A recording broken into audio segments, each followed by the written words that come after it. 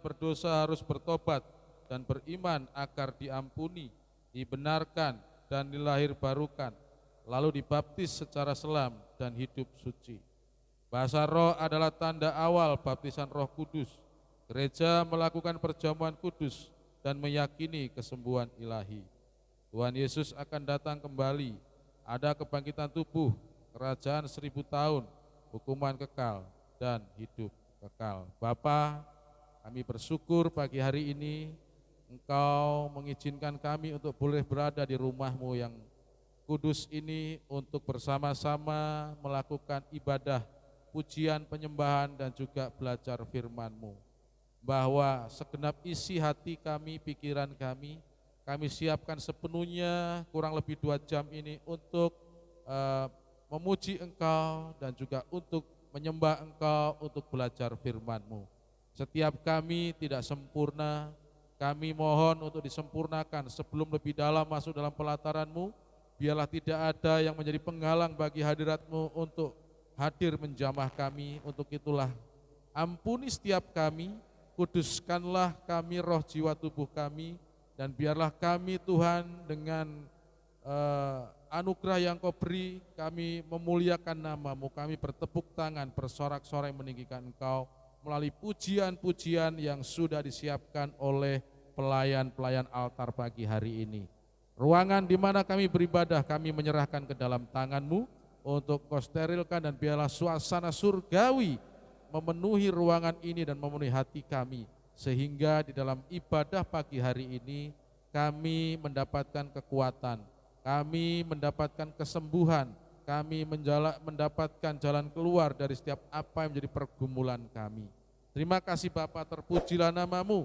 Pada akhirnya ibadah pada pagi hari ini, dari awal, pertengahan hingga akhirnya, kami tabiskan hanya di dalam satu nama, yaitu nama Tuhan Yesus Kristus, Allah yang ajaib dan perkasa. Di dalam nama Tuhan Yesus kami berdoa, haleluya. Semua kembali Amin. mengucap syukur kepada Tuhan untuk setiap perbuatannya 1 minggu berjalan ini, pertolongannya dan penyertaannya. Walaupun badai topan datang menerpa dalam kehidupan kita, kita mau bilang sama Tuhan bahwa ku tetap cinta, ku tetap setia.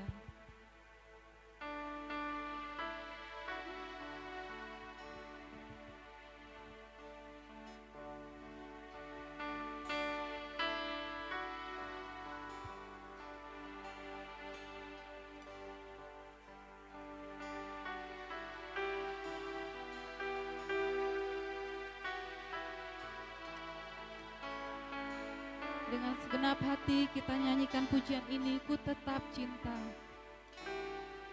Ku tetap cinta, ku tetap cinta, walau badai datang menerpa, ku tetap cinta. Katakan, ku tetap setia, ku tetap setia, ku tetap setia, walau topan datang menerpa, walau topan datang menerpa, ku tetap setia. Terlalu banyak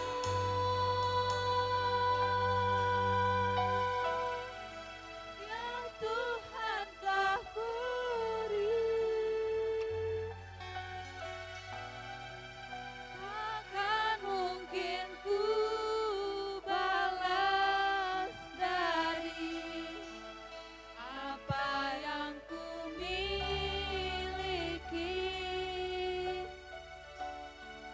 Ku persembahkan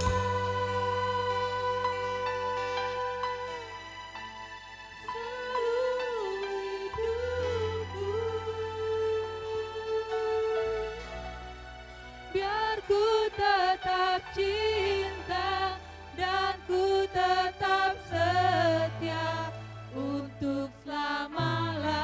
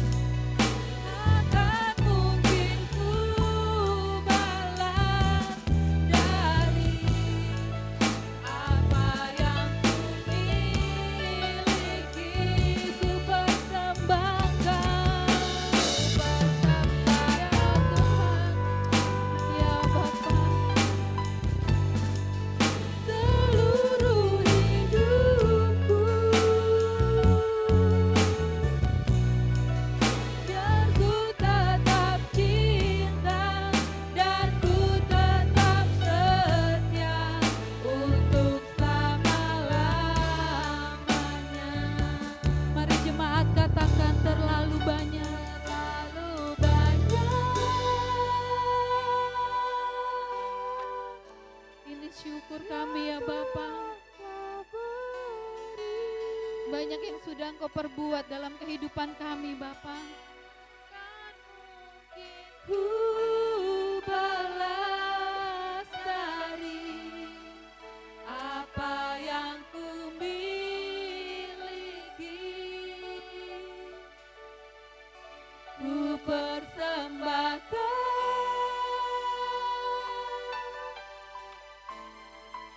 seluruh hidupku, biar ku tetap cinta dan ku tetap setia untuk selama-lamanya. Katakan terlalu banyak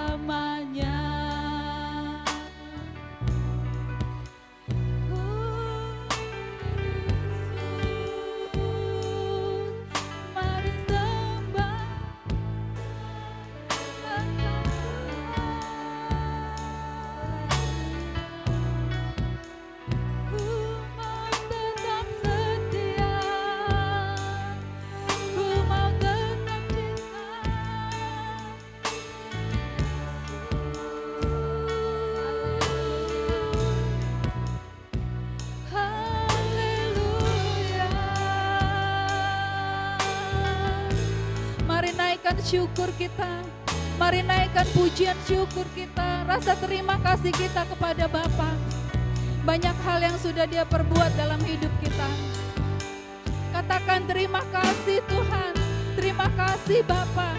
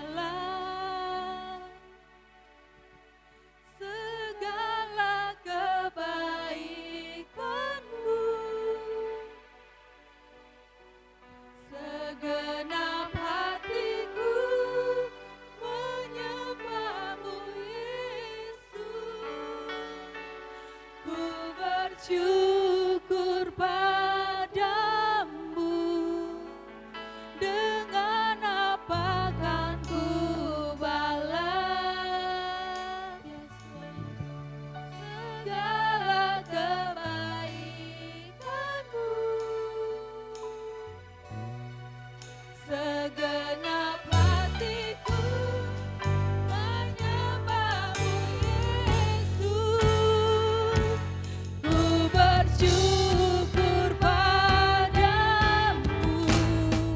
Dengan apa kan ku balas segala kebaikanmu. Segenap hatiku menyembahmu Yesus, ku bersyukur padamu. Dengan apa kan ku balas segala kebaikanmu.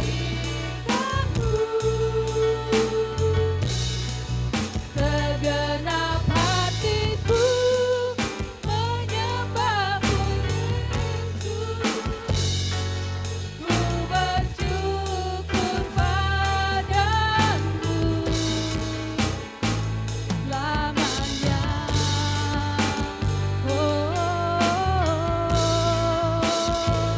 Selamanya.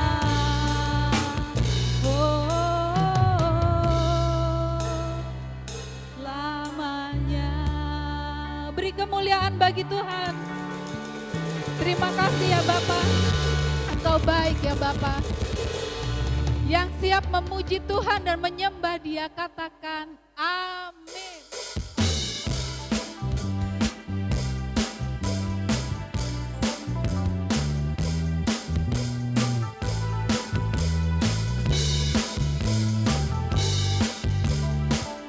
Hari-hari ku lalui bersama Yesus, suka duka ku jalani bersama Yesus. Persoalan pencobaan kan ku hadapi bersama Yesus, Juru Selamatku.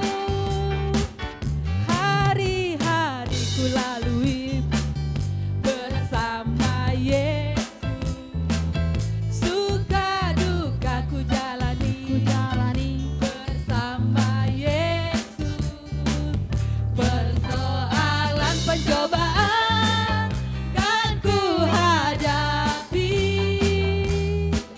bersama Yesus, Juru Selamatku. Sekali lagi, hari-hari ku lalui bersama siapa? Bersama Yesus. Amin. Suka duka ku jalani bersama Yesus. Persoalan pencobaan kan ku hadapi bersama Yesus, Juru Selamatku. Bersama Yesus, bersama Yesus, Juru Selamatku. Katakan bersama Yesus, bersama Yesus, Juru Selamatku. Amin.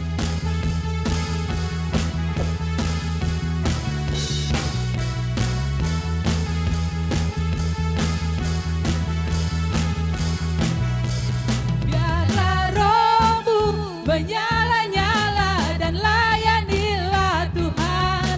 Biarlah rohmu menyala-nyala dan layanilah Tuhan.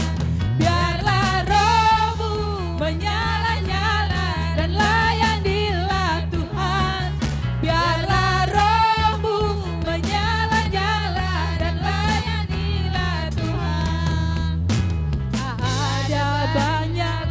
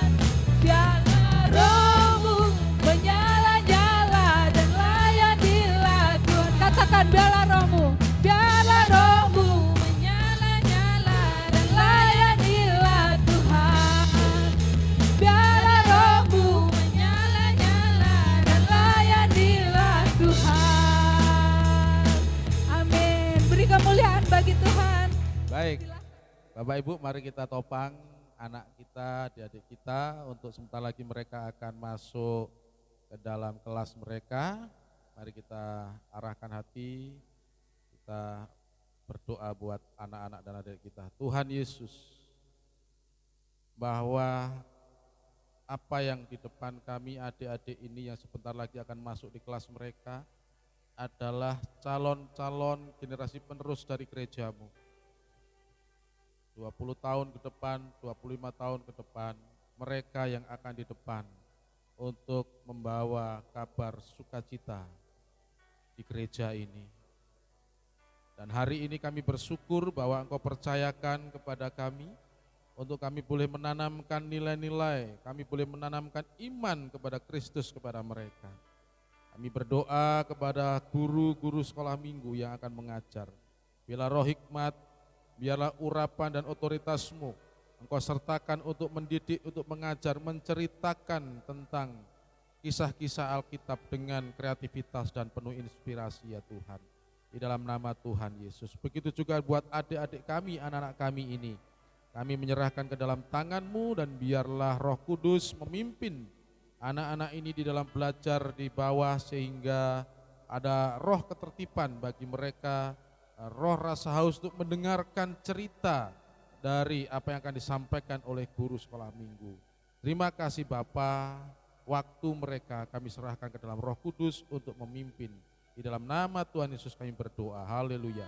Setia Bapa yang mulia,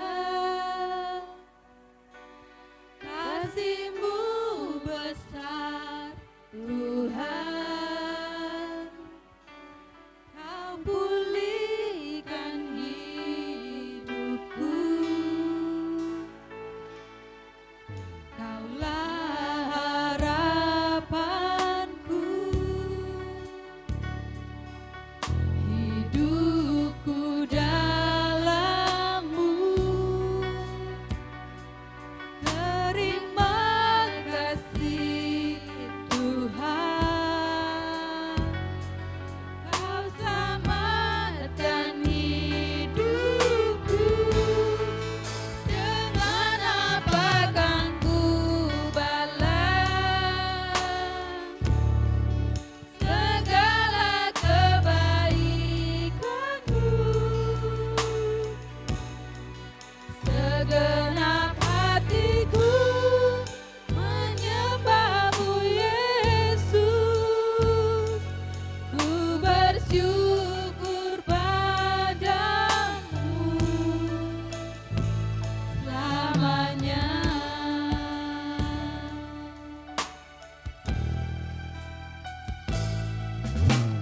Kau Allah yang setia, Bapa yang mulia, kasih-Mu besar Tuhan, Kau pulihkan hidupku, Kaulah harapanku, hidupku dalam-Mu. Terima kasih Tuhan, Kau selamatkan hidupku. Dengan apa kan ku balas segala kebaikan-Mu? Segenap hatiku menyembah-Mu Yesus, ku bersyukur padamu. Dengan apa kan ku balas segala kebaikan-Mu? Nama saya ini sudah disahkan oleh Kerajaan Sorga dan disahkan oleh kerajaan dunia. Berikan nama ini oleh almarhum kedua orang tua saya, almarhum dan almarhumah. Nama saya adalah Alan Ronald Nahumuri. Baik Bapak Ibu, itu sekilas info tentang biodata saya. Tiba saatnya kita akan merenungkan akan satu bagian firman Tuhan yang terambil dalam Perjanjian Lama. Saudara buka dalam kitab Ayub pasal 1. Ayub pasal 1 ayat 1 sampai ayat yang ke-22. Ayub pasal 1 ayat 1 sampai ayatnya yang ke-22. Namun firman Tuhan ini saya akan membaginya dalam dua pembacaan. Kita akan mulai dari pasal 1 sampai pasal 1 ayat 1 sampai ayat yang ke-5. Lalu dilanjutkan dengan ayat yang ke-13 sampai ayat yang ke-22. Nanti saya akan berhenti baca di ayat yang ke-19. Ibu sudah sekalian baca mulai dari ayat 20 sampai ayat yang ke-22. Jelas ya? Ada seorang laki-laki di tanah Uz bernama Ayub. Orang itu saleh dan jujur, ia takut akan Allah dan menjauhi kejahatan. Ia mendapat 7 anak laki-laki dan 3 anak perempuan. Ia memiliki 7.000 ekor kambing domba, 3.000 ekor unta, 500 pasang lembu, 500 keledai betina, dan budak-budak dalam jumlah yang sangat besar. Sehingga orang itu adalah yang terkaya dari semua orang di sebelah timur.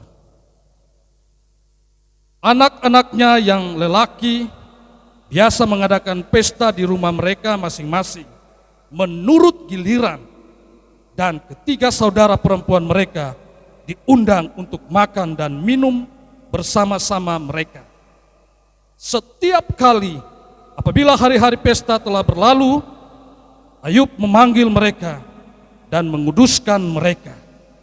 Keesokan harinya, pagi-pagi bangunlah Ayub, lalu mempersembahkan korban bakaran sebanyak jumlah mereka sekalian.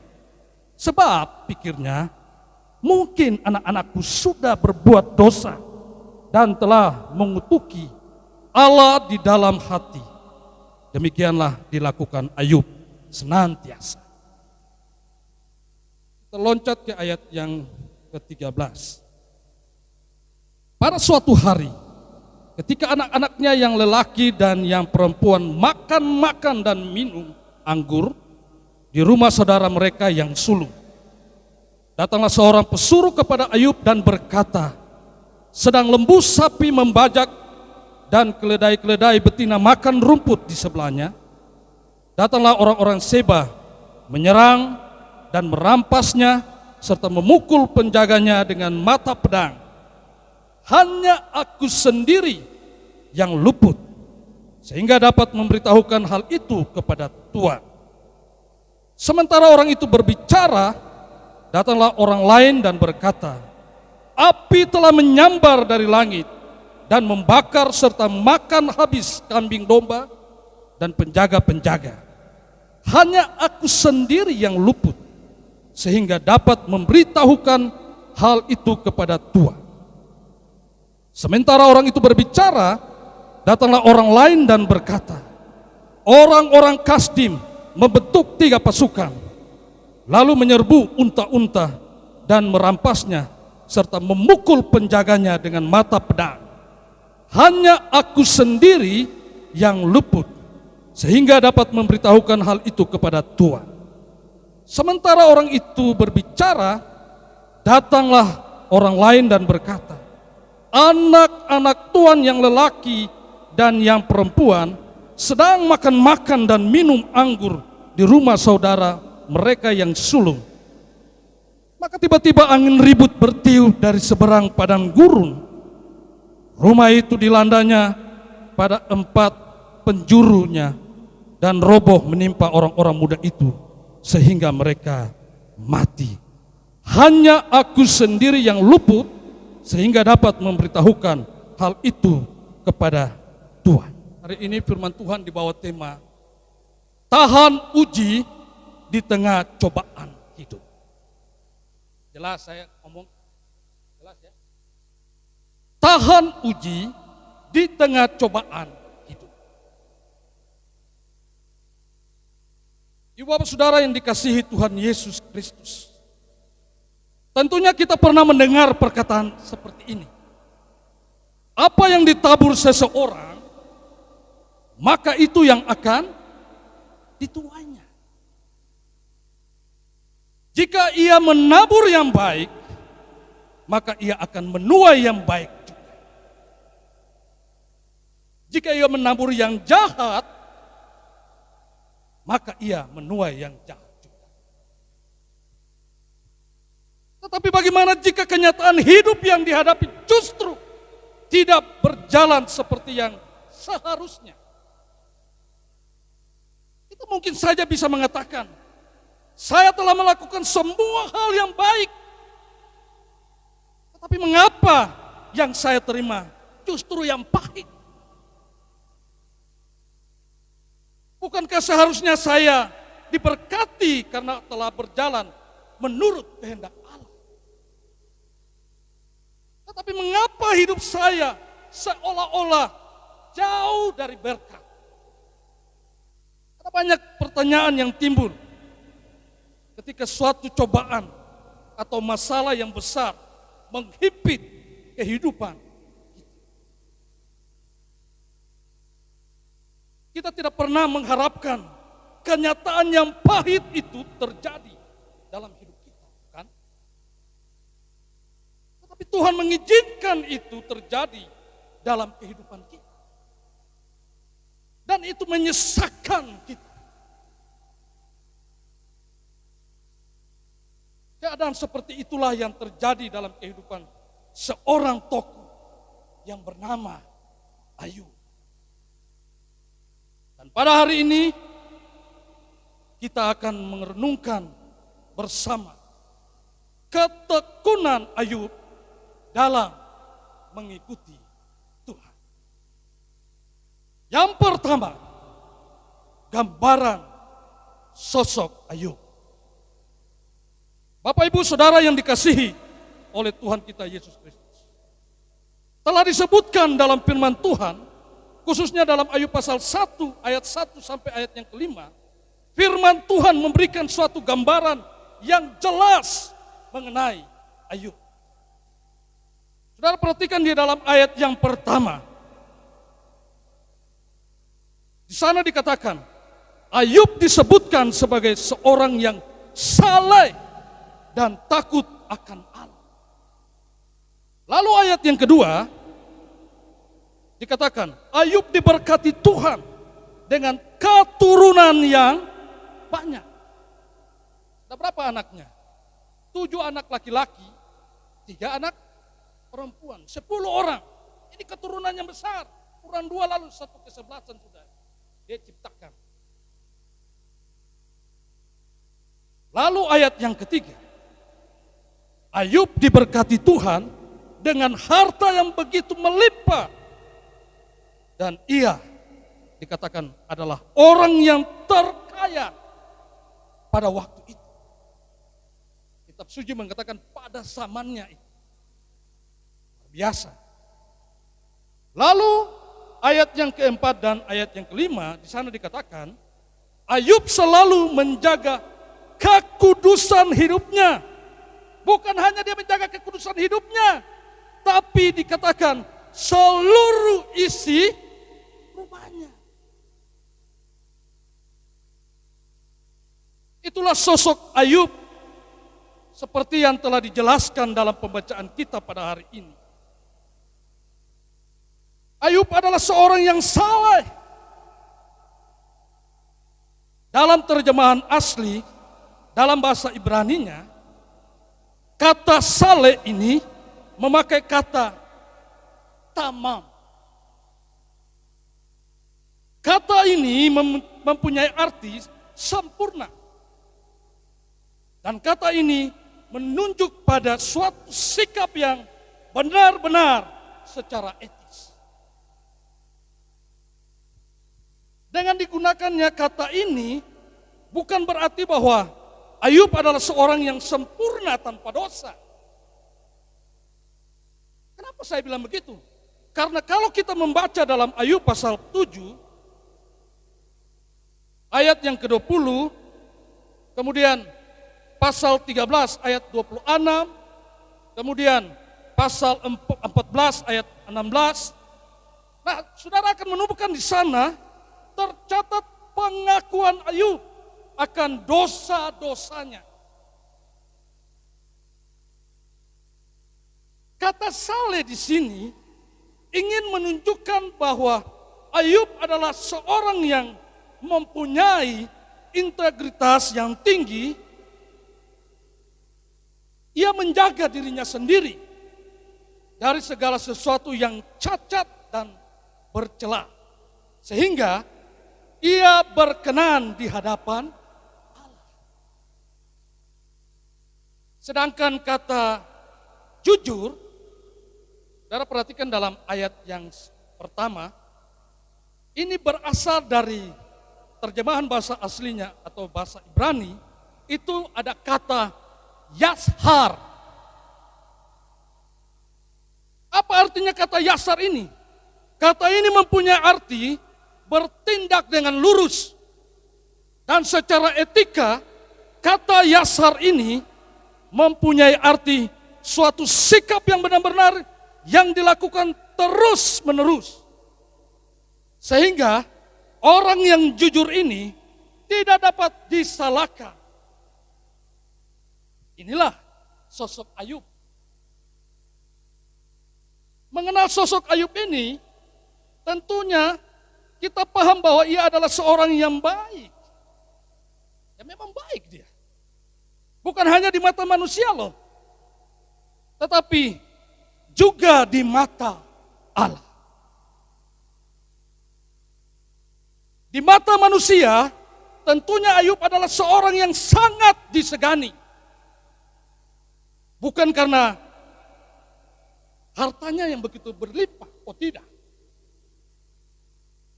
Tetapi juga karena kesalehannya kepada Allah. Nah, dari bagian ini, Ayub juga disebut sebagai seorang yang takut akan Tuhan dan menjauhi kejahatan. Bapak Ibu Saudara yang dikasihi Tuhan, firman Tuhan pada hari ini menjelaskan bahwa Ayub adalah seorang yang menjauhi kejahatan. Kata menjauhi di sini mempunyai pengertian menghindari, menjauhi, memilih untuk tidak melakukan dan tidak sepakat dengan kejahatan. Dan kata kejahatan di sini menggunakan kata dalam bahasa Ibrani, bahasa asli. Nah, kita belajar sedikit ya, sorry ya, supaya kita tahu dan kita pintar-pintar. Dalam bahasa Ibrani, bahasa asli, itu ada kata ra'ah. Ra'ah. Apa arti kata ra'ah? Arti kata ra'ah yang mempunyai arti yaitu jahat atau sesuatu yang buruk. Itu ra'ah.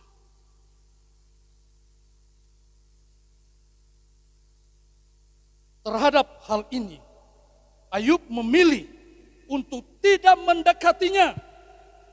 Ia lebih memilih untuk melakukan perkara-perkara yang baik bagi Allah. Dan bukan hanya itu, Ayub selalu memperhatikan kekudusan seisi keluarganya. Dikatakan, setiap kali selesai pesta, apa yang dilakukan? Ayub selalu menguduskan anak-anaknya untuk apa? Agar dosa-dosa mereka diampuni Tuhan. Inilah sosok Ayub itu. Bapak Ibu Saudara, kita mungkin bertanya, lalu mengapa Tuhan mengizinkan dalam kehidupan Ayub suatu penderitaan yang sebenarnya dengan menguras habis semua yang ia miliki? Pertanyaannya bukan hanya pada harta loh, ya, tetapi juga keturunan yang ia kasihi dibasmi habis.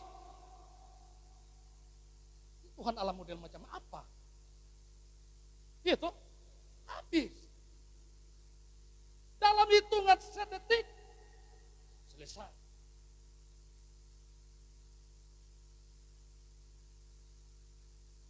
Yang kedua, kita melihat penderitaan bermakna. Ada 3 hal yang perlu kita mengerti mengenai penderitaan, seperti yang diungkapkan dalam Alkitab. Yang pertama adalah bahwa penderitaan itu terbatas dalam tingkat atau level penderitaannya dan terbatas dalam waktu atau tidak selamanya.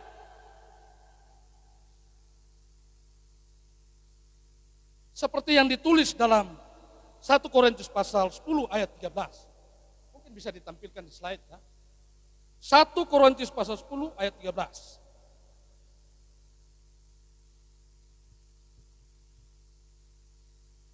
Baik, kalau sudah ditampilkan, karena ini layar. Oh, mata sudah 4 ya. 1 Korintus pasal 10 ayat 13. Di sana dikatakan begini, pencobaan-pencobaan yang kamu alami ialah pencobaan-pencobaan biasa yang tidak melebihi kekuatan manusia. Sebab Allah setia dan karena itu Ia tidak akan membiarkan kamu dicobai melampaui kekuatanmu. Pada waktu kamu dicobai, Ia akan memberikan kepadamu jalan keluar sehingga kamu dapat menanggungnya. Jadi penderitaan yang dialami manusia itu adalah penderitaan yang tidak melebihi kekuatan manusia loh.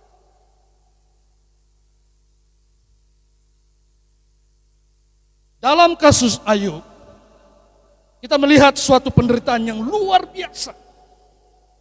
Dikatakan segala yang ia miliki dan kasih binasa dalam waktu yang sekejap.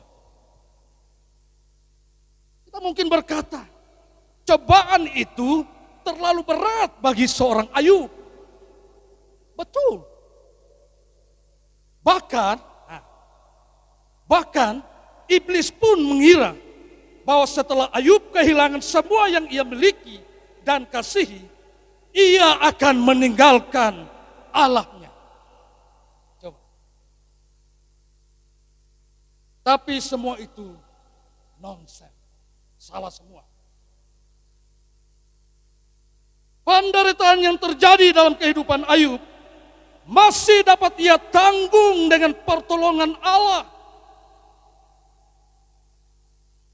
Dan dugaan si jahat ini atau simbolis ini, ya simbolis ya, si jahat, ya, mungkin simbolis itu orang Batak. Iya. Dan dugaan si jahat pun tidak terjadi dalam kehidupan Ayub. Bapak Ibu, inilah poin yang penting yang perlu kita pahami jika kita mengalami yang namanya penderitaan. Penderitaan yang diizinkan Allah itu tidak melampaui kekuatan saudara dan saya. Sementara kita mengalami penderitaan, tangan Allah yang perkasa itu tidak pernah berhenti-hentinya mengulurkannya untuk menggapai tangan you dan saya.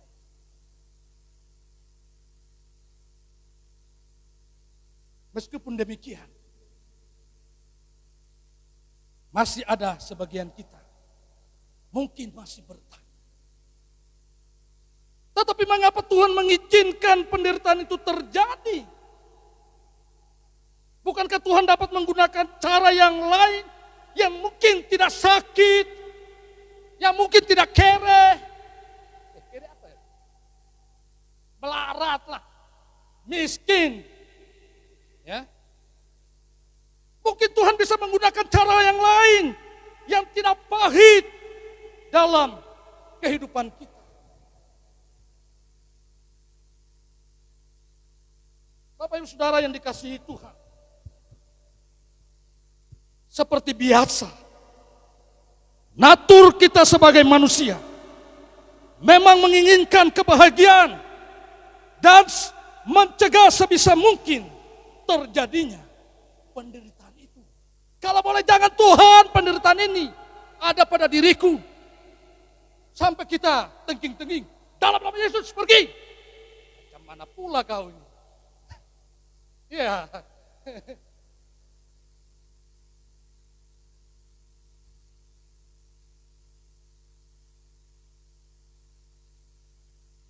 Tapi kita tidak boleh lupa, Bapak Ibu.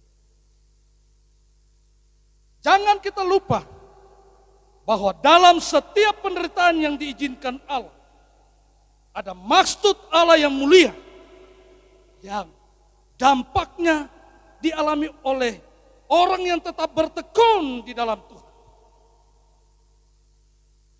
Apa maksud Tuhan itu? Maksud Tuhan adalah menguji kedewasaan kehidupan seseorang. Menguji kedewasaan kehidupan rohani seseorang.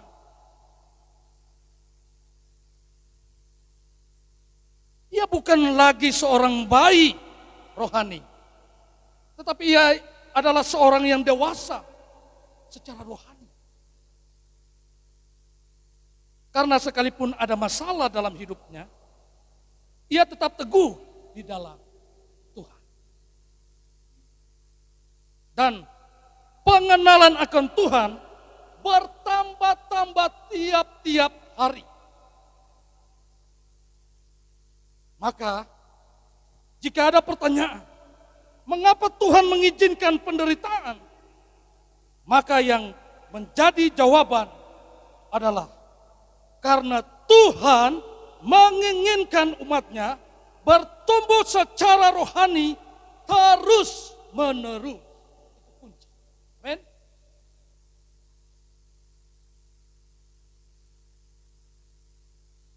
Pertanyaannya, apakah penderitaan itu terjadi tanpa sepengetahuan Allah? Sehingga umat Tuhan bisa mengalami penderitaan? Karena inilah yang seringkali dialami oleh kebanyakan orang.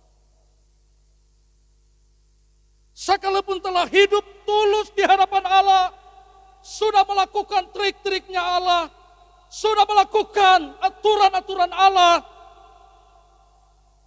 tetapi seolah-olah ditinggalkan, dibiarkan Allah pada saat menderita.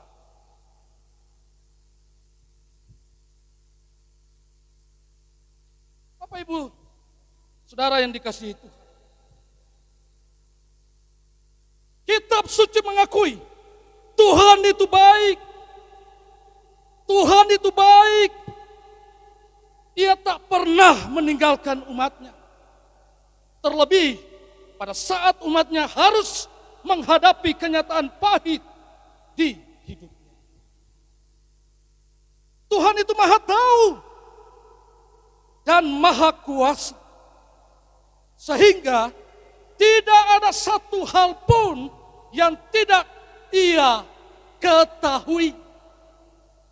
Apa yang saudara dan saya alami yang tidak dilihat orang, namun mata Tuhan yang tidak kelihatan itu melihat dari sorga ke bumi. Ini loh yang kamu terjadi. Bahkan penderitaan yang terjadi dalam kehidupan manusia itu ada dalam kedaulatannya.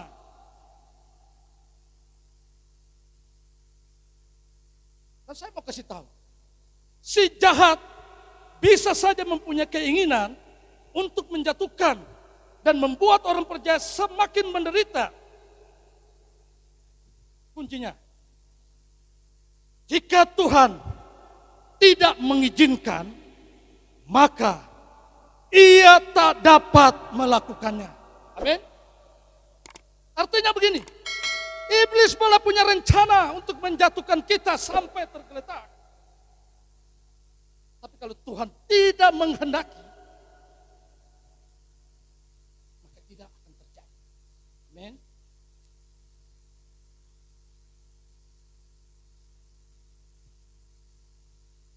Bapak Ibu, saudara yang dikasihi oleh Tuhan kita Yesus Kristus. Tuhan mengizinkan penderitaan itu terjadi dengan maksud yang baik tadi. Yaitu supaya orang percaya bertumbuh menjadi dewasa secara rohani. Ini yang dialami oleh Ayub.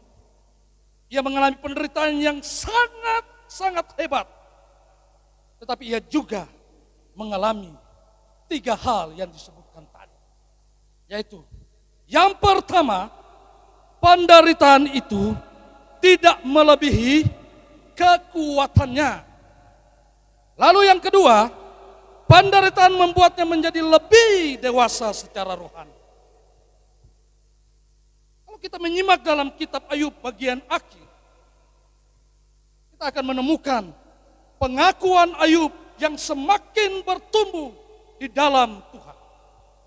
Kita lihat di dalam Ayub pasal 42, ayat yang kelima. Bisa ditampilkan. Ayub pasal 42, ayat yang kelima. Dalam Ayub pasal 42 ayat yang kelima, apa dikatakan di sana? Dikatakannya begini, hanya dari kata orang saja aku mendengar tentang engkau. Tetapi sekarang mataku sendiri memandang engkau. Di sini kita melihat ada pengenalan yang baru akan Tuhan yang ia dapatkan setelah melewati proses yang penuh penderitaan. Yang ketiga, bahwa penderitaan Ayub adalah kedaulatan Allah. Penderitaan Ayub ada dalam kedaulatan Allah. Karena Tuhan mengizinkan, maka Ayub mengalami penderitaan itu. Karena Allah adalah yang berdaulat atas hidup. Itulah ketiga hal penting mengenai penderitaan. Semua penderitaan Ayub itu diizinkan Allah. Tetapi Allah sendiri tidak akan melakukan yang jahat pada Ayub seperti yang diinstruksikan atau yang disarankan iblis. Tetapi Allah mengizinkan iblis untuk melakukannya. Dan iblis hanya dapat bertindak di bawah seizin Tuhan. Poin yang ketiga, rupa-rupa penderitaan. Rupa-rupa penderitaan Ayub. Bapak Ibu, saudara yang dikasihi Tuhan, sekarang mari kita melihat apa saja yang dilakukan iblis dalam kehidupan Ayub. Poin A, dikatakan di sana, diserang orang yang jahat yang mencuri lembu sapi dan keledai. Saudara perhatikan di ayat yang ke-13 sampai ayat yang ke-15. Lalu poin B, bencana alam yang memusnahkan semua domba Ayub dan membunuh semua hambanya. Kecuali berapa orang yang hidup? 1 orang yang selamat. Dan dapat lihat di dalam ayatnya yang ke-16. Lalu poin C, serangan dari musuh yang mencuri unta Ayub dan membunuh hamba-hambanya. Dan lihat di dalam ayat yang ke-17. Lalu poin D, bencana alam yang lain yang membunuh semua anak laki-laki dan perempuan. Dan lihat di dalam ayat yang ke-18 sampai ayat yang ke-19. Lalu yang terakhir, sakit penyakit yang dialami Ayub. Dan lihat di pasal kedua, pasal 2. Ya. Bencana di sana dikatakan di pasal 2 itu sakit penyakit yang dialami Ayub. Para ahli teologi, para penafsir, mereka hampir-hampir bertengkar karena mendiskusikan penyakit apa yang kira-kira dialami oleh Ayub ini. Lalu diputuskan penyakit yang dialami oleh Ayub itu pernah dialami oleh binatang yang namanya kuda dan lembu. Itu namanya kudis yang bernanah. Seperti bisol, tapi ini lain dari bisol. Kudis yang bernanah, gatal, bau busuk, bau toher kalau bisa. Ya. Saudara baca Alkitab teliti, penyakit yang jahat ini ketika dia dialami oleh Ayub, terlihat apa yang dia lakukan. Ambil pita beling, kita pusing dagingnya mau keluar ke apa, yang penting menghilangkan rasa gatalnya itu loh. Ini terjadi mulai dari kepala sampai di telapak kaki. Waduh, saya membayangkan gimana kalau dia jalan ya, karena ini penuh di kaki juga ini, di telapak kaki.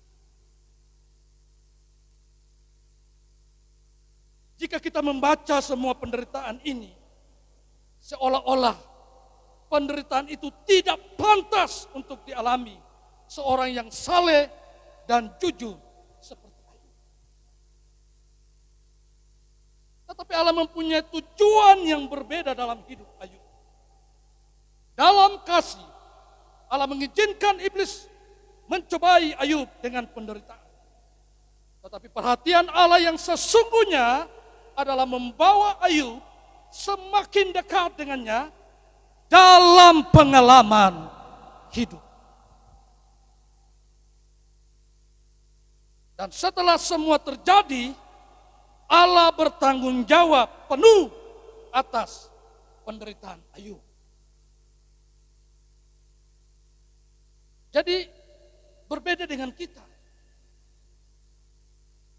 Kita seringkali memandang bahwa penderitaan itu menyakitkan. Dan kita berusaha untuk menghindarinya. Kalau boleh jangan Tuhan kasih saya penyakit sampar ini. Kenapa Tuhan kasih penyakit sampar ini untuk kita? Kenapa hidupku terus aja? Ya, bilang, ya, hidup apa? Hidup tak segan, mati tak mau ya. Seperti itu.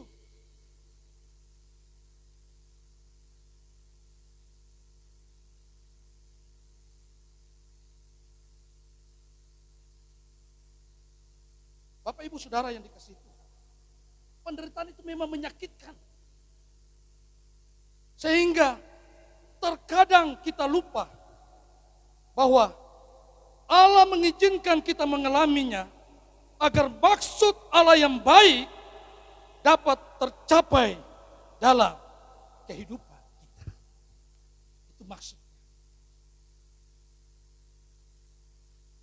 Poin yang keempat, respon Ayub menghadapi penderitaan.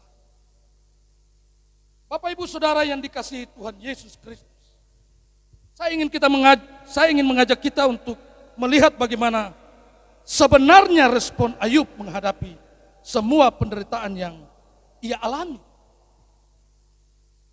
Saudara lihat dalam ayat yang ke-20. Dalam ayat yang ke-20, firman Tuhan mengatakan demikian. Maka berdirilah Ayub, lalu mengoyakkan jubahnya dan mencukur kepalanya. Kemudian sujudlah ia dan menyembah. Dalam bagian firman Tuhan ini, kita tidak menemukan ada satu kalimat saja. Kalimat yang mengatakan ungkapan kemarahan Ayub. Kita selidiki dari Ayub pasal 1 sampai Ayub selesai. Ada enggak? Ada kata yang mengandung unsur kekecewaan, kemarahan daripada Ayub.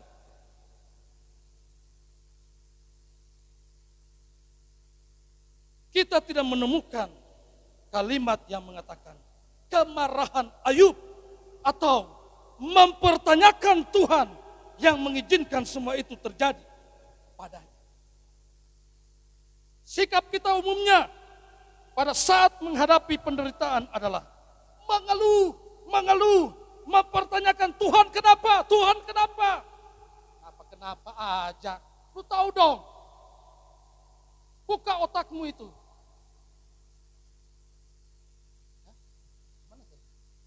Iya toh.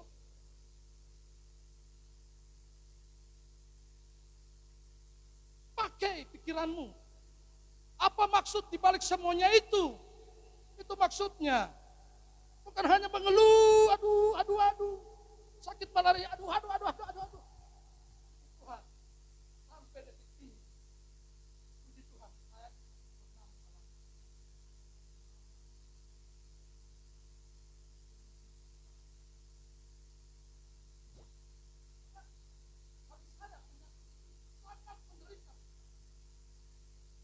bilang sama Tuhan, maaf ya, mungkin saya punya mantu. Tuhan, saya datang di sini bukan untuk dilayani, tapi untuk melayani. Kalau saya sakit, jauh dari istri, siapa yang melayani sana ya? Nah itu, Tuhan bilang, iya juga ya. Kalau Tuhan izinkan saya sakit, hari ini saya bilang Bapak Gembala, urus saya tiket saya pulang. Saya tidak mau jadi batu sandungan di sini. Kemarin hari Jumat, saya jujur di hadapan Tuhan. Saya hampir sudah. Karena malam itu, hari Jumat itu, saya refreshing duduk nonton televisi dengan anak-anak. Lalu nyamuk gigi saya. Waduh, begitu saya pukul begini. Itu pecah kepala pohonnya itu. Lalu keluar darah begitu banyak. Saya bilang, aduh, dia semprot saya punya darah ini. Lalu besok paginya hari Sabtu, saya mulai agak meriang-meriang. Saya bilang, dalam nama Yesus, malaria, enyalah engkau dari diriku. Lalu Tuhan bilang, jangan enyah-enyah aja, jangan tengking-tengking aja. Pergi ambil daun pepaya. Oh iya, ada daun pepaya banyak di belakang rumah. Saya ambil cari yang tua-tua, bukan yang hijau-hijau ala itu. Makanan sayur tempe itu apa namanya? Saya ambil yang tua-tua, yang sudah berurat-urat tebal itu.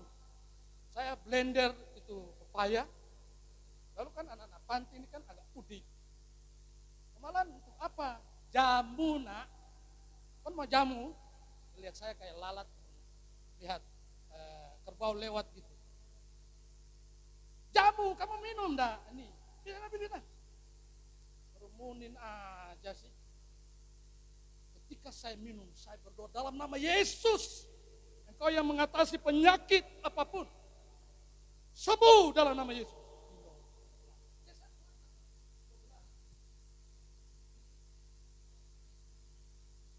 Saya minum. Cara lihat saya, ganteng kan? Ampun juga hello. Iya dong. Iblis enyah dari saya. Dia lihat saya bukan ketakutan kok, apalagi saya bertindak. Dia pakai kepala. Jadi, Bapak saudara yang saya kasih dalam nama Tuhan Yesus Kristus. Respon Ayub menghadapi penderitaan. Yang pertama, dia mengoyakkan bajunya, mencukur kepalanya. Bapak, saya ketika merenungkan ini, apa maksudnya ya? Apa yang dilakukan oleh Ayub ini adalah suatu hal yang biasa dilakukan pada zamannya. Untuk apa dia melakukan ini? Untuk mengekspresikan perasaan berkabungnya. Jadi di Timur Tengah kalau orang berkabung, dia mencukur. Jangan nanti ibu bapak bilang ini kepala botak di depan ini juga ada masalah. Semua kita punya masalah, tapi bagaimana kita mengatasi masalahnya itu? Amin.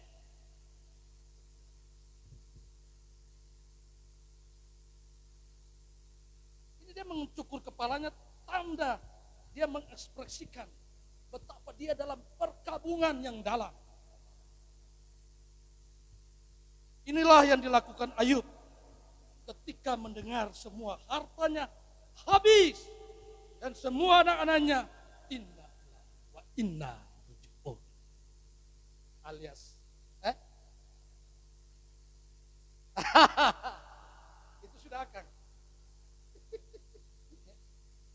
Lalu yang kedua, Ayub juga sujud dan menyembah Tuhan. Waduh, sudah malang nasibnya. Kok mau dia sembah sujud? Nah, beda dengan saya tadi. Tuhan, kalau saya kena marah ya, saya pulang. Ayub, dia masih punya rasa hormat. Sudah cukur semua kepalanya, ya, kena penyakit lagi, masing-masingnya bisa datang sujud dan menyembah Tuhan. Perhatikan apa yang dilakukan oleh Ayub. Dia bijaksana bukan karena memahami rahasia penderitaannya, namun karena ia tetap takut kepada Allah sekalipun tidak bisa memahami rahasia itu. Dari sini sangat jelas bahwa Ayub tidak terikat kepada segala harta atau berkat yang dilimpahkan kepadanya. Tetapi ia lebih mengutamakan Tuhan di atas segala-galanya. Bagi Ayub penderitaan itu memang pahit dan tidak menyenangkan. Tetapi ia tidak mempersalahkan Tuhan. Ia mungkin tidak mengerti mengapa Tuhan mengizinkan hal itu terjadi padanya. Tetapi ia tetap menempatkan dirinya sebagai hamba Allah yang menerima segala hal yang terjadi dalam hidupnya sebagai maksud yang mulia, maksud yang baik. Yang ketiga, Ayub juga menemukan kesempatan untuk memuji Allah dalam kemalangannya. Nah, dari ayat 21, di sana dikatakan begini. Ayat 21. Dengan telanjang aku keluar dari kandungan ibuku, dengan telanjang juga aku akan kembali ke dalamnya. Tuhan yang memberi, Tuhan yang mengambil, terpujilah nama Tuhan. Di sini kita melihat Ayub menyadari bahwa dirinya tidak bisa melawan kedaulatan Allah. Dia bukan hanya berhasil mempertahankan sikap rohaninya, tetapi ia juga menemukan kesempatan untuk memuji Allah dalam kemalangannya. Inilah sosok Ayub yang menderita begitu hebat, tetapi tidak meninggalkan Allah dan justru memuji Allah dalam penderitaan. sebagai penutup untuk kita. Jika pada saat ini Bapak Ibu Saudara sedang ada dalam satu pergumulan atau masalah yang besar atau penderitaan yang bahkan orang di sekitar saudara tidak dapat memahaminya, tetaplah memandang kepada Allah. Sembahlah Dia dan muliakanlah Allah dalam seluruh perkataanmu dan perbuatanmu. Jangan jatuh dalam pengasihan kepada diri sendiri, tetapi lihatlah kepada Allah yang mempunyai rencana dan maksud yang baik dalam kehidupan saudara. Sebab apa yang saudara alami sekarang bukanlah sesuatu yang sifatnya kekal. Dan saatnya Tuhan akan mengangkat dan melepaskan saudara dari segala permasalahan apapun itu dan penderitaan. Dengan satu syarat, hanya percayalah dan terus bergantung pada Tuhan dengan taat dan setia. Kiranya Tuhan Yesus Kristus memampukan dan memberkati Bapak Ibu Saudara dan saya. Amin. Firman-Mu sudah kami dengar ya Bapa, bahwa 2 minggu ini Engkau ajar kami untuk belajar dalam kehidupan Ayub. Tentunya bukan suatu kebetulan, tetapi ada maksud tersendiri yang ingin Engkau ajarkan kepada umat-Mu secara khususnya di tempat ini. Hari ini kami juga mendapatkan peneguhan kembali Bapa, bahwa ada kalanya penderitaan persoalan Kau izinkan untuk mendewasakan kami. Tapi ada kalanya juga bahwa penderitaan permasalahan Kau izinkan oleh karena mungkin kesalahan-kesalahan kami. Tuhan, melalui kehidupan Ayub ini, ketika Engkau ingin melihat kesempurnaan kehidupan Ayub, Engkau sampai rela ya Bapa. Setiap karyawan Ayub harus merenggang nyawa. Anak-anak Ayub harus merenggang nyawa. Harta bendanya musnah. Mungkin saat ini juga ketika Engkau mengizinkan penderitaan kami alami, ada dampak terhadap keluarga kami, anak-anak kami yang harus terputus sekolah. Mungkin juga pekerjaan-pekerjaan yang harus berhenti. Tuhan, itu semua Engkau izinkan karena Engkau ingin melihat kami pada akhirnya nanti ketika kami tekun, kami akan berdiri, kami akan muncul seperti emas, seperti Ayub alami. Dan Engkau akan mengembalikan 2 kali lipat apa yang sempat hilang dalam kehidupan kami. Terima kasih Bapa, terima kasih. Firman ini biarlah menguatkan setiap kami. Hamba-Mu Pak Alan yang sudah berbagi firman kepada kami. Tuhan, Kau memberkati pelayanan di panti asuhan, Kau memberkati pelayanan di pusat, dan Kau juga memberkati istri dan anak yang ada di Surabaya. Dan biarlah senantiasa dalam pergumulan dalam kehidupannya, Engkau hadir dan menuntun senantiasa, sehingga hari-harinya dipenuhi dengan kemenangan, hari-harinya dipenuhi dengan sukacita oleh karena pertolongan-Mu yang tak pernah habis dalam hidupnya. Terima kasih Bapakku, terima kasih. Ini doa kami alaskan hanya di dalam nama Tuhan Yesus kami berdoa. Haleluya. Saat ini Amen. kita akan memberikan persembahan, kita akan menaikkan pujian hari-hari kulalui.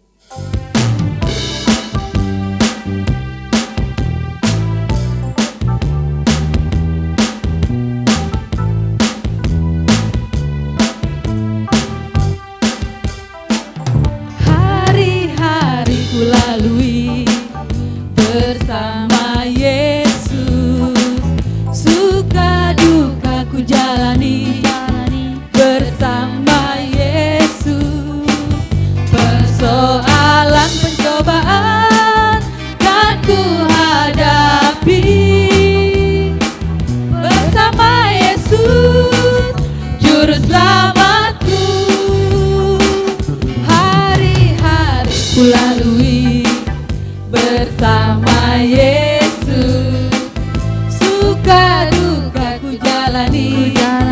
bersama Yesus. Persoalan pencobaan kan ku hadapi bersama Yesus juru selamatku. Bersama Yesus juru selamatku. Bersama Yesus, bersama Yesus juru selamatku. Sekali lagi, bersama Yesus, bersama Yesus juru selamatku. Amin.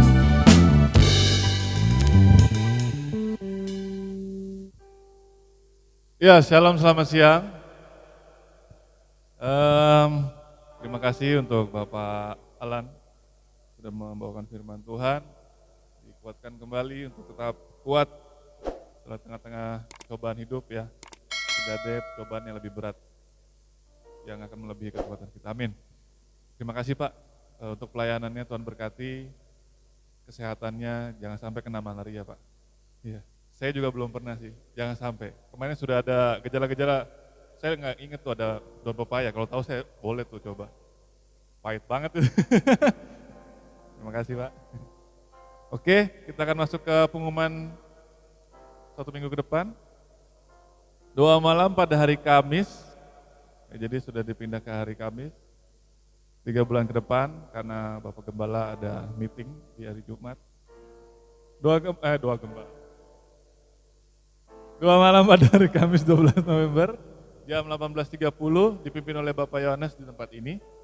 Bertempat di sini Pak, di atas ya, lantai 3. Lanjut, ibadah raya minggu depan 15 November dipimpin oleh Bapak Reli, singer oleh Ibu Dayana dan Saudari Marini, keyboard Bapak Edi, bass Ruben, gitar Bapak Harli, drum Saudara Israel, LCD Saudara Leo dan Aser Bu Resti. Ya. Sekolah minggu dipimpin oleh adik Melody, worship leadernya. Kolekta oleh adik Jaden, cerita Saudara Jessica dan kreativitas Ibu Resti lagi. Luar biasa Ibu Gembala. Ya, untuk jemaat yang berulang tahun pada 1 minggu kemarin, ada Ibu Enda, ada adik Reinhard, Ray, adik Ray, kita panggil Ray. Lalu ulang tahun pernikahan Bapak Reli dan Ibu Dayana. Yang keberapa Pak? Yang udah yang emas ya, udah yang emas ya. Restoran mana Pak Alan bilang? Ada lagi? Sela ya. Sela juga berulang tahun pada tanggal berapa? Tanggal 3 ya, berarti hari Selasa. Ya, dengan hormat saya undang untuk maju ke depan. Bapak Ibu, saudara-saudara kita 1 minggu ini dianugerahi bertambah usia secara matematika. Tetapi juga dikurangi kesempatannya untuk berkarya. Ya. Jadi kami berharap bahwa selain daripada bersyukur atas usia yang bertambah, juga semakin dewasa karena kesempatan berkarya semakin berkurang. Ya. Mari kita berdoa untuk sahabat-sahabat kita, untuk rekan-rekan kita. Tuhan Yesus, kami pada saat ini mengucap syukur karena kami Engkau izinkan untuk boleh melihat kebaikan-Mu terhadap rekan-rekan kami yang ada di depan ini. Bahwa Engkau tambahkan 1 tahun lagi atas kehidupan daripada rekan-rekan kami. Kami mengucap syukur untuk Ibu Endah, sudah Engkau tambahkan juga usia 1 tahun berjalan Tuhan. Kami mengucap syukur atas kehidupan yang sudah dilalui dan kami percayakan masa depan hari ini sampai ke depannya nanti itu tetap ada di bawah kendali-Mu. Biarlah kesehatan juga senantiasa melekat dalam kehidupannya. Kami juga mengucap syukur untuk Kakak Sela, juga Engkau tambahkan usianya 1 tahun Tuhan. Kami terus menyerahkan ke dalam tangan-Mu masa depan dari Kakak Sela ini. Cita-cita apa yang menjadi kerinduannya Tuhan tahu dan Tuhan tolong. Biarlah Tuhan realisasikan di dalam kehidupannya ke depan. Kami juga mengucap syukur untuk keluarga Bapak Reli dan Ibu Dayana. Engkau tambahkan genap usia 2 tahun pernikahan.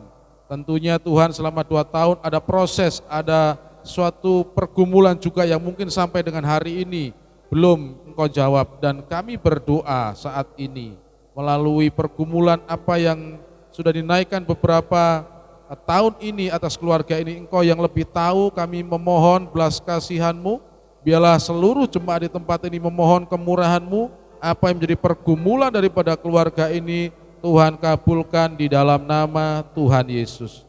Apa yang menjadi cita-cita ke depan atas keluarga ini, apa yang Kau percayakan hari-hari ini untuk melayani di Karis bagi Pak Reli, juga kami menyerahkan ke dalam tangan-Mu, dan biarlah selalu menjadi berkat dimanapun hamba-Mu ini dipercaya untuk melayani. Adik Ray hari ini yang juga bertambah usia genap 1 tahun, kami mengucap syukur Tuhan atas pemeliharaan-Mu, atas penyertaan-Mu, dan tahun-tahun berikutnya masih begitu panjang atas kehidupan adik kami ini. Untuk itu kami tetap mempercayakan ke dalam tangan-Mu, dan biarlah Tuhan apa yang sudah Engkau tetapkan atas anak ini itu boleh terjadi, karena kami percaya apa yang sudah Engkau tetapkan itu baik adanya, itu membawa sukacita baik bagi anak adik Ray maupun bagi orang tua. Terima kasih, kami memberkati orang tuanya selama membesarkan anak ini, biarlah dianugerahi dengan hikmat, dianugerahi dengan otoritas untuk mendidik, memperkenalkan nama Kristus sejak dini atas adik Ray. Terima kasih Bapakku, terpujilah nama-Mu. Inilah doa kami atas rekan-rekan kami yang Kau tambahkan usia, baik usia pernikahan maupun umur. Tuhan, kami mengucap syukur ke dalam tangan-Mu. Ini doa kami alaskan hanya di dalam nama Tuhan Yesus kami berdoa. Haleluya, amin.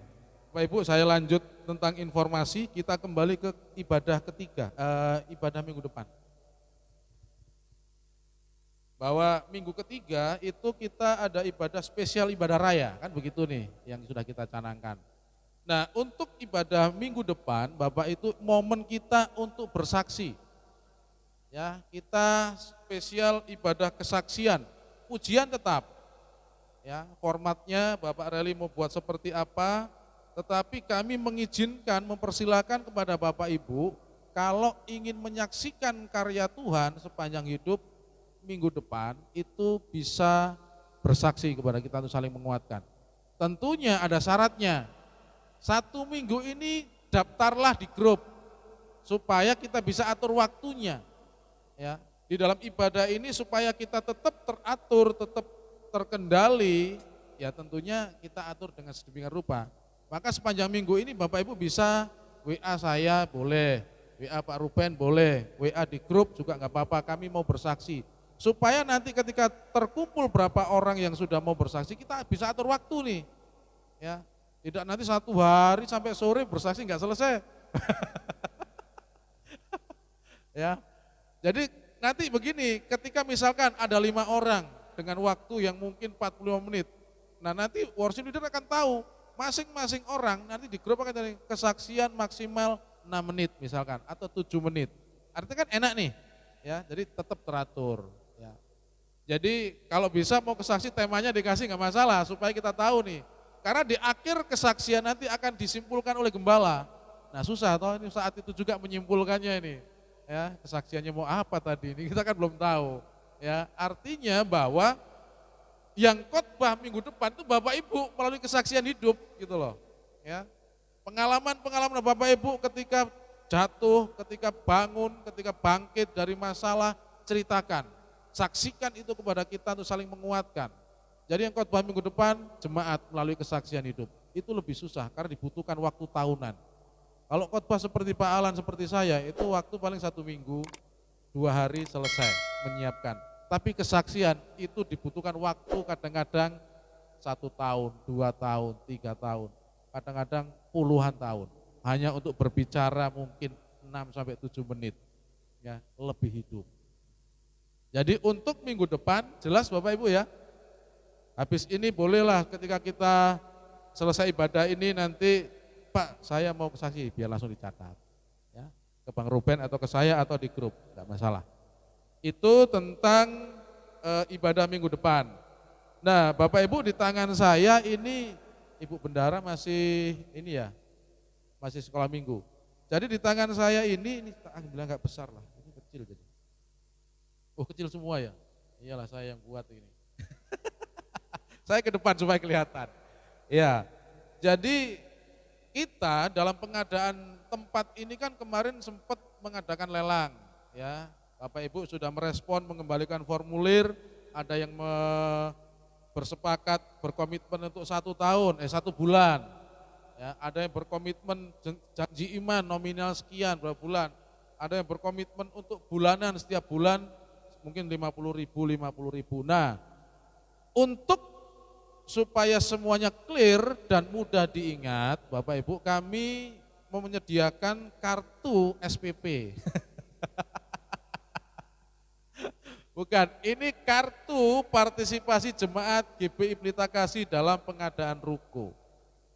Mungkin ada sebagai contoh, ada yang berkomitmen untuk terlibat 1 bulan, 3.750.000, tetapi tidak ada uang sekitar seperti itu, dan Bapak Ibu bisa cicil selama 1 tahun, kira-kira setiap bulannya kemarin 300 sekian, 200 sekian atau 300 sekian.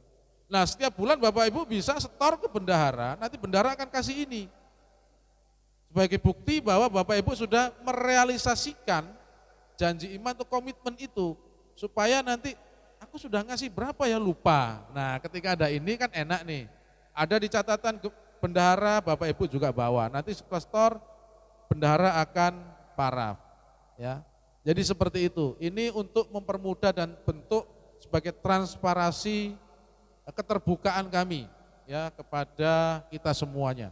Ini kan dari kita untuk kita, ya, bukan dari Anda untuk saya, tidak. Tapi dari kita untuk Tuhan. Jadi seperti itu, nanti kalau kurang jelas bisa tanya ke bendahara. Ya, nanti karena ini akan saya serahkan ke bendahara. Jadi Bapak Ibu bisa nanti karena kemarin ada 2 orang yang tanya sama saya, Pak, saya mau coba angsur untuk komitmen kami, bagaimana caranya? Dari situ saya juga baru terpikir, oh iya bagaimana, susah. Akhirnya dengan bukti ini nanti Bapak Ibu bisa setiap bulan kasih. Ya puji Tuhan dikasih langsung juga gak masalah. Artinya bahwa tempat ini itu ada karena kesehatian kita. Ya, tempat ini kami tidak melihat besar kecilnya, ya, tetapi komitmen Bapak Ibu di situ aja. Kalau bendahara mungkin besar kecilnya dilihat, karena itu bagiannya bendahara, ya. Tapi bagian dari gembala itu komitmen aja, kebersamaan kita dan kesehatan kita untuk tetap mempertahankan tetap ini. Jangan sampai hanya 1 tahun di sini kita pindah lagi, Bapak Ibu. Ya, tetapi setiap tahun kita bisa memperpanjang sampai kita memiliki tempat permanen sendiri. Ya, itu sih harapan kami dan itu informasi yang bisa saya tambahkan. Oh iya, jadi satu lagi di belakang itu ada formulir jemaat baru. Jadi mulai hari ini gak ada jemaat baru ya, teman baru. Mulai hari ini untuk teman baru Bapak Ibu kita tidak panggil ke depan. Ya, karena ada kalanya itu seperti beban, malu atau apa. Jadi kami sudah koordinasi, rapatnya sudah lama nih dengan pengurus, tapi baru terrealisasi sekarang. Kemarin saya sudah bicara sama Kak Jessica untuk sementara setelah ibadah untuk jemaat yang baru itu sebisa mungkin kita tahan untuk tidak pulang dulu, nanti kita akan bimbing untuk ngisi formulir yang ada di belakang dan ada kartu nama gereja ini untuk dibawa pulang. Saya pikir itu lebih simpel karena di situ ada nomor HP yang bersangkutan untuk bersedia enggak dihubungi. Ya, kalau bersedia nanti kita akan hubungi jalin komunikasi. Saya pikir ada banyak potensi sini, Bu Endah sudah banyak pengalaman berbicara dengan banyak orang, ya, Ibu Diah, ya juga banyaklah yang di sini artinya sudah punya pengalaman untuk menjaring orang gitu loh, ngomong dengan orang supaya orang itu tertarik. Nah ini yang kita perdayakan. Kalau ke depan sini ya hanya Bang Ruben aja yang undang dan saya mungkin tanya-tanya selesai. Ya, tetapi dengan adanya formulir ini nanti itu kita bisa memberdayakan talenta yang ada di jemaat. Sambil makan yang ada di belakang, bisa kan kita ada kue nih. Ya ajak duduk ngobrol ya. Nanti bagian kunjungannya kami. Yang penting mereka menulis nomor HP itu sudah.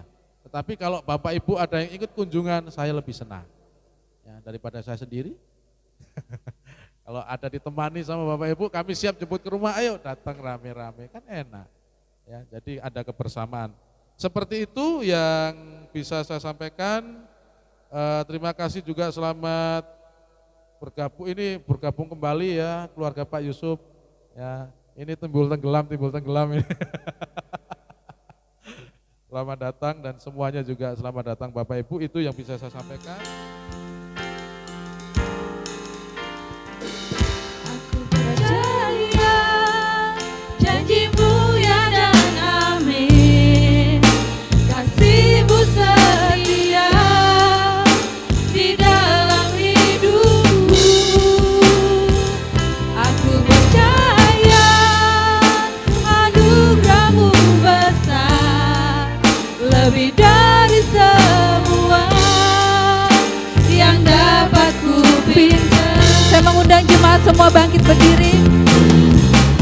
Katakan, aku percaya janjimu ya dan amin, kasihmu setia di dalam hidupku. Aku percaya anugerahmu besar, lebih dari semua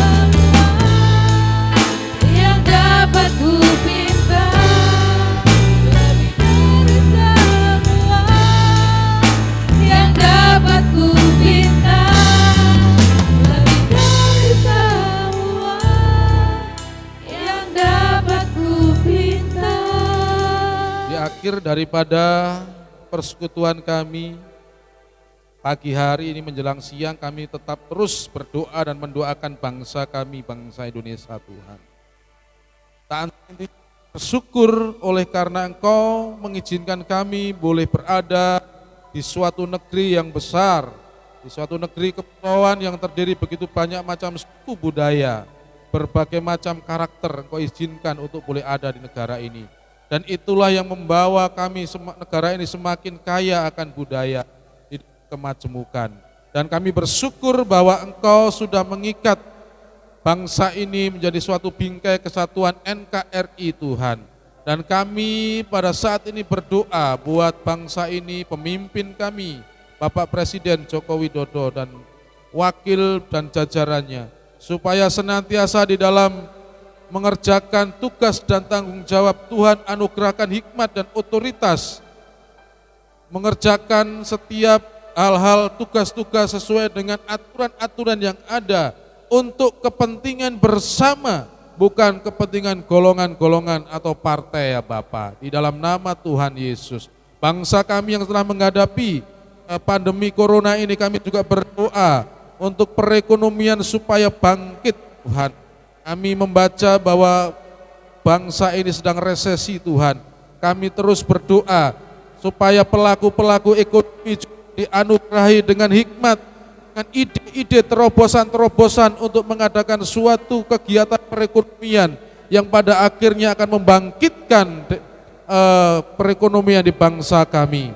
Kami berdoa untuk keamanan bangsa ini juga menyerahkan ke dalam tangan-Mu. Di dalam nama Tuhan Yesus, kami juga berdoa Tuhan untuk setiap mahasiswa-mahasiswi teologi yang ada, secara khususnya mereka yang dari Pelita Kasih Tuhan, Adik Angel, Adik Indah, juga Nando, Firman, kami menyerahkan ke dalam tangan-Mu. Dan biarlah masing-masing mereka yang belajar teologi ini Tuhan, Engkau berikan kecakapan, Engkau berikan kesehatan, Engkau berikan daya ingat yang baik, kemampuan untuk menyerap setiap ilmu-ilmu yang diberikan, diajarkan oleh kampus dosen mereka Tuhan. Apapun yang saat ini sedang dihadapi, permasalahan-permasalahan, biarlah Engkau memberikan kekuatan, kemampuan atas mereka, di dalam nama Tuhan Yesus Kristus.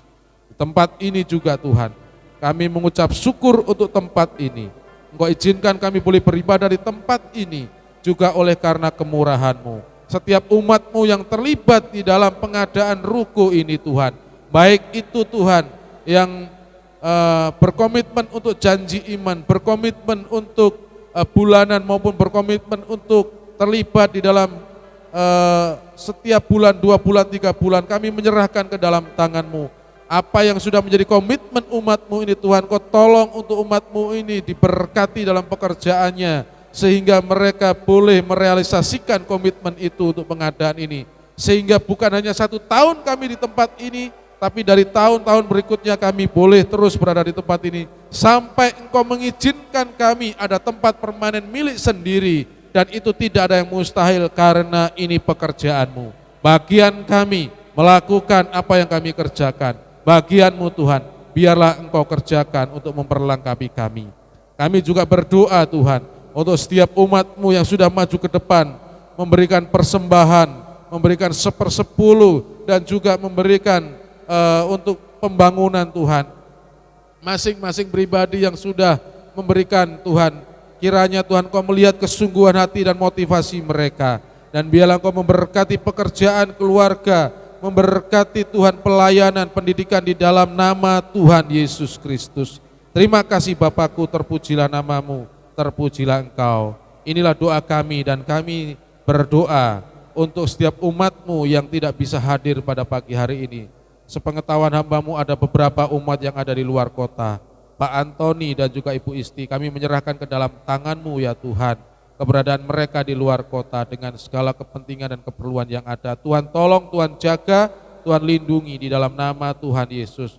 Sekiranya ada jemaat-Mu di luar kota, tanpa sepengetahuan hamba-Mu, Kau juga tetap menjaga, melindungi dan memelihara mereka. Dan setiap umat-Mu yang hadir pada pagi hari ini Tuhan, di dalam ibadah, mereka sudah memuji Engkau, bertepuk tangan, mereka sudah mendengarkan firman-Mu, dan biarlah Tuhan mereka pada akhirnya pulang dari tempat ini dengan membawa kemenangan, dengan membawa semangat yang baru untuk menghadapi 1 minggu ke depan, hari-hari yang penuh dengan tantangan dan ujian ini ya Bapa. Terpujilah nama-Mu, terpujilah Engkau, di dalam nama Tuhan Yesus Kristus. Tuhan, angkatlah tangan-Mu dan terimalah berkat firman Tuhan.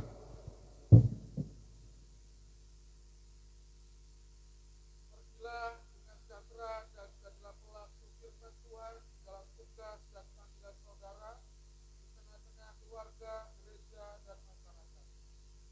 Tuhan memberkati engkau dan melindungi engkau.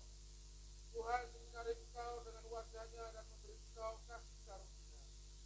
Tuhan menghadapkan wajahnya kepadamu dan memberi engkau damai sejahtera. Amin.